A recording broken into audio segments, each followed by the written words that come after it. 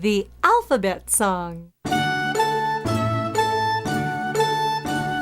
know the letter A says A and A. I know the letter B says B, B, B. This is Thaddeus. Thaddeus, how old are you? 4. 4. And what book do you have in your hand right now? Solar system. I'm almost gonna be 5 on the 28th. Okay, thank you for the reminder. We'll be sure to say happy birthday to you. Can you read me a little bit from your solar system book? Mercury. Mercury is the closest planet to the sun. The side of Mercury facing the sun gets twice as hot as a kitchen oven. Holy moly, that's hot. High five to you, Thaddeus. Thank you so much. Yeah, and that is the common theme here at this preschool. These kids go through this fantastic program. Thanks to Stacy, you've introduced this to your school about 4 years ago, and you say it's done wonders for your students. Amazing. It's called Frontline Phonics. We do 1 letter a week. Once they reach a certain amount of letters that they've learned, they start sounding out books. They take the books home, they practice with their parents, and then they're off and running. Welcome to our viewers out there. I'm Carolyn Manfredi, and today I am here with Murray Bass, founder of Tools of Learning for Children here in Solano County. Welcome, Murray. Thank you. I'm glad to be here with you. So tell us what Tools of Learning is and what is its philosophy. Tools of Learning for Children is an organization that helps young people learn to read in preschool. Actually, what we do is help people who subsequently become adults, and literate adults is what our objective is. And the program has really worked. And anyhow, so is there anything else I can add to that? And it's a nonprofit. Yes, we're a 501c3 nonprofit, and have been from the very beginning. We've been in business 13 years. And how did you get started? Well, it's kind of a funny story. I write columns for the Fairfield newspaper, and I'd written a column that said grandparents can help their grandkids in school by representing the parents when they can't be there. And it sounded good, but a lady named Rosie Stowe came and said, hey, that's not true, because I have a 6th grade grandson who's dyslexic and he can't read, and the schools are telling me there's no such thing as dyslexia. Well, that kind of made me mad because my son is dyslexic. So that was the beginning. We found a program that helped kids learn to read whether they were potential dyslexic or not. And matter of fact, I had seen a study that said if you expose kids to a program like phonics early enough, that the circuitry in the brain that represents dyslexia won't harden. And the school that where the Frontline Phonics program originated had 100% readers without screening, so it seemed to prove it. So Frontline Phonics is the program that you provide? Yes, that's correct, and it's a great program, and it's one that uses 2 strategies that are very effective. One, it's direct instruction, so that if you follow the recipe, it's going to work. And the other is multisensory instruction, and where we use all of the child's senses to learn. And one of the things I realized not long ago was that it's more than multisensory instruction is more than reading. When you use those other senses, you're also developing those other senses, so you're building a much more capable child. And you think reading is the key to a child being successful in school? Well, I think that's true. Being able to accumulate and process information is absolutely essential to not just children, but to adults. One of the basic reasons that kids fail in school is that and drop out of school is that they can't do the work, and they can't do the work because they can't read. And I think we have a clip of one of the children who learned to read in your program. Can we show that now? Bake a cake. Kate and Nate will make a cake. The kids will make Dad glad. Mom naps. Fox naps. The fox can not see. Gene is big. He has a trunk, a tail, and flat ears. Gene is not just big, Gene is huge. Gene likes to rest in the tall grass. He sees a small cub on the edge of the grass. Dad has the cake. Kate and Nate made Dad glad. That was amazing. Well, it works. I can see. So what is phonics and how does it work? Phonics is basically learning letter names and sounds, and then being able to blend those letter names, letter sounds into words.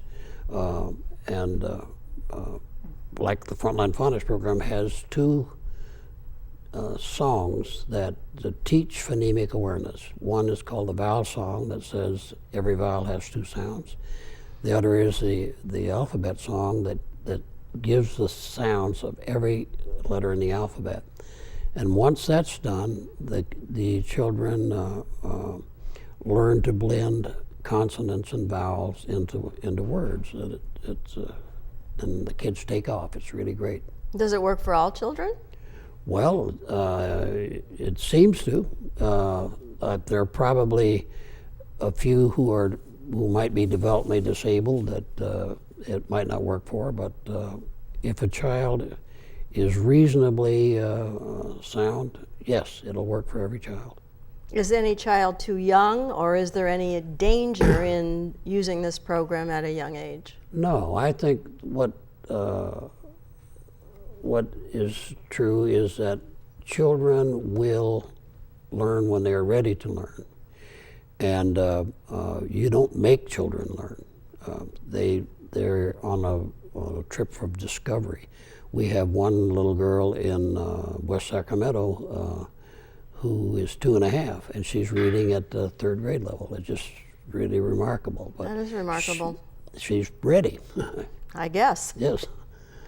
So how does Solano stack up as far as preschools and their ability to read when they get to kindergarten? Well, the preschools that we service, for the most part, are producing readers, and the kids are able to read when they get to kindergarten. That's not true of all of them, because all of them have some of them have different objectives. I'd like to say that everyone wants the kids to read, but that isn't true. But every school teaches the kids phonemic awareness so that they are ready to read when they get to kindergarten. Every school that you service does? That's correct, yes. Okay. And let's talk a little more about the organization. What exactly do you do, and how does it get done? Well, we have a board of directors, and each person has a job to do. Basically, it's very simple. What we do is we recruit schools. We show people how to do the program, and we provide the Frontline Phonics materials to them, and then we have what we call a report card, and that is based on the steps that are involved in Frontline Phonics, and we require the schools to give us a report, not on each child, but rather on how many children are at each success level. In the aggregate of their classes? Yes. Yeah, okay. And how many schools and children in Solano County are involved at the present time? Well, there are, present time, there are 43 schools. 43 schools. For example, the city of Vallejo has 8 schools in their preschool program. But, and we reach about 2,000 kids a year. Pretty good. How many kids total are there, do you know, in this age group in Solano County? Well, there are about 8,000. So there's still a lot to access. Yes. Are children's parents involved in this program? Yes, as a matter of fact, that's one of the really positive things about it. The parents help the kids practice, and what we do is we provide a CD that the kids take home with them, where they learn the alphabet and vowel song, and then letters one at a time. And the parents help the kids learn those, play the CDs for them. And I had to laugh. Someone said about one of the parents is that she was playing the CD on the car CD player. And she said, "Boy, I'll be glad when this is over." So it's all the time. But it does help to create a bond between the child and the parent. So. You said you provide Frontline Phonics as the program for this endeavor. Yes. Are there reasons why you chose this particular program? Yes, there are several reasons. Number one, I mentioned earlier that in the Learning Dynamics school where it was created, every child learned to read. But in addition to that, the University of Oregon had a research-based study where randomly chosen kids out of Learning Dynamics were compared to first grade kids in an Oregon school. And they were superior to those first grade kids as far as reading skills were concerned. And that's pretty persuasive, I think. How did you find this program? Well, by actually searching on the web. So. And what does it cost per child for this? Well, to set up a program in a new school, it costs about $50 a child. Once the program is established, the cost is about $20 a child, which is very, very reasonable when you're changing lives and creating readers. And how do you get the funds to provide this to these schools? Beg. No, we have to go out and ask people to sponsor kids and support the program. And I understand you have no paid staff, only volunteers. That's correct. So how do you get all this done? Well, we have volunteers, and it isn't always easy, but we have developed the program to the point to where it doesn't require a whole lot of administrative work. So it just happens, and you said we're all volunteers. That's true. We don't have any payroll. We don't have any rent. Everything that we get just about goes to pay for the materials that go to the schools. So how successful do you believe Tools for Learning program has been? And can you give us a success story? Well, I think we have seen some success stories in the little... right. Okay. But one of the things that really persuaded me to start out with was in our first year, we had a pilot program with 4 moms and kids in it. And one of the moms was a teacher, and her little girl's name was Katie. And she told me, she said, I had the most exciting and rewarding day in my teaching career today when I took my little girl Katie to her daddy's office and she read her first 7 words. She's 4 years old, so that was enough to motivate me to say, hey, let's go and let's do it. Very good.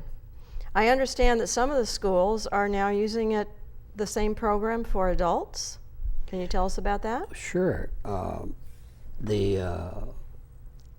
One of our directors, school directors, has a school called Our School Preschool, but she's also the chairperson for the parent education program for the adult school. And she established a program where essentially for Hispanics, where the parents and the children both participate in the Frontline Phonics program and have class together, and then the parents go to a parenting class afterwards. And the program really works, and both the children and the parents are learning to read. Sounds like a good program. Yes, it is a fantastic program. And I understand you also have a math program for preschoolers. How does that program work? Well, that program is in the development stages, and what we try to do is we try to help the kids understand the difference between letters and numbers. And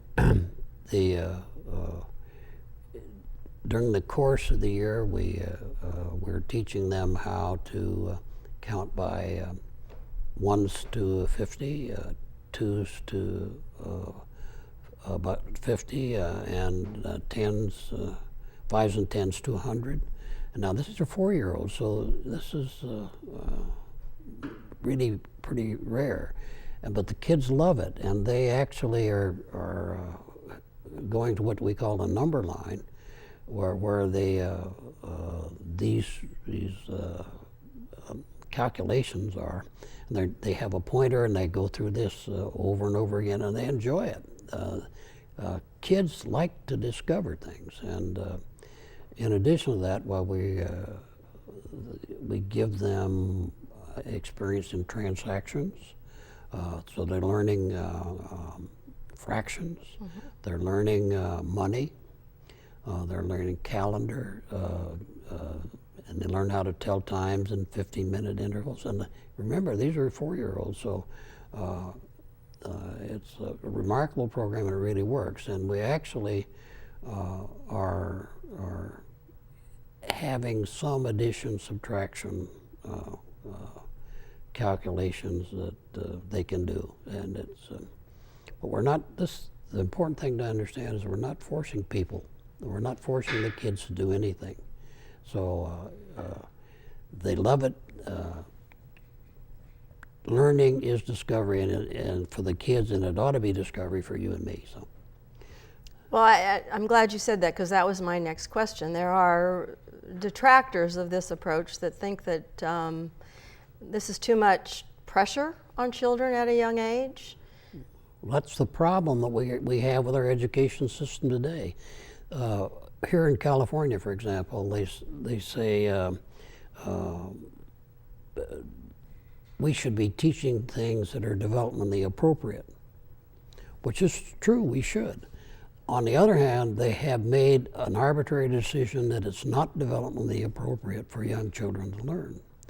Now, the idea behind that is that it's work, but it's not work.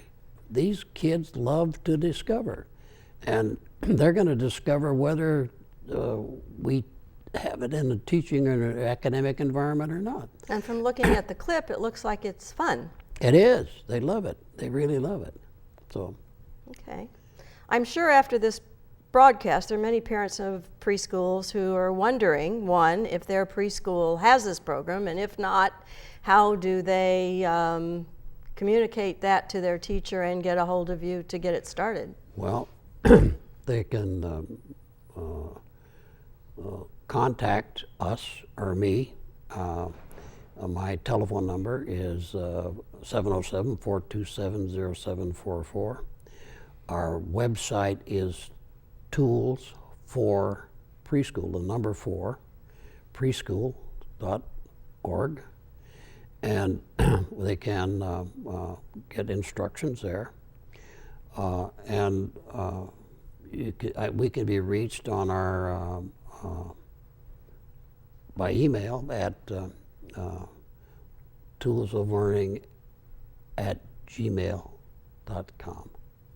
So we'll be happy to respond to anyone. We have materials that we can send that tell what's involved and how you can get the program for your school. All righty. I think that's about all the time we have today. We hope the viewers found this program very interesting and that you will check out your preschool and see if they're offering this or might be open to offering it, and contact Murray or Tools of Learning for Children. Okay. I know my alphabet.